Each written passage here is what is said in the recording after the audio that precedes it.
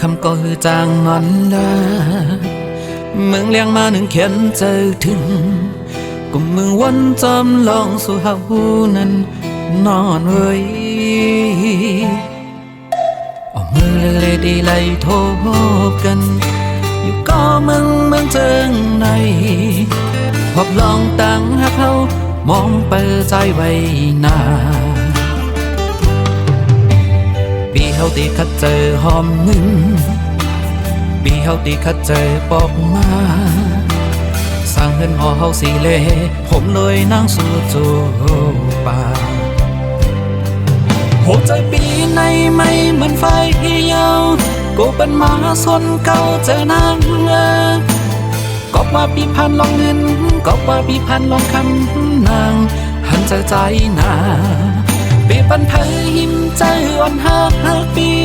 สังว่านังยังหักเนื้อใจก็น้องเอ้ยกันเจอยังสีเปิดจัดปันสู่เลยเฮาปอถึงยังเฮิงไม่ยุ่งใจปีเล่น้องนางเอ้ยตั้งหักเจเมียงนางน้องหมดยาวโอ้โหใจเฮา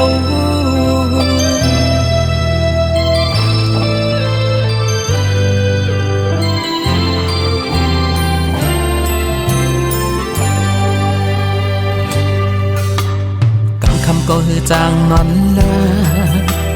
เมืองเลี้ยงมาหนึ่งเขียนเจอถึงกุมเมืองวันจำลองสู่หาหูนั้นนอนเว้ยมือเลยตีไล่โทบกัน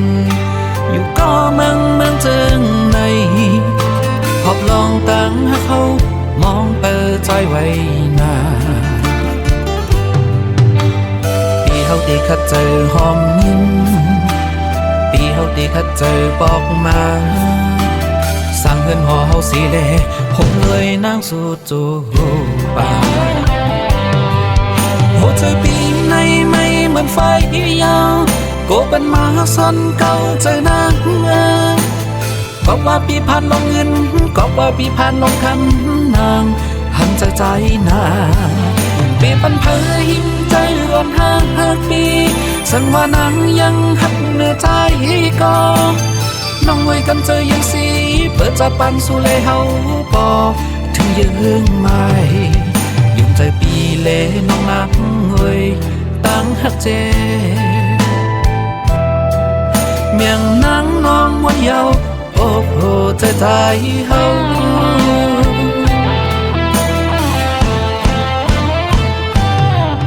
หัวใจปีในไม่เหมือนไฟ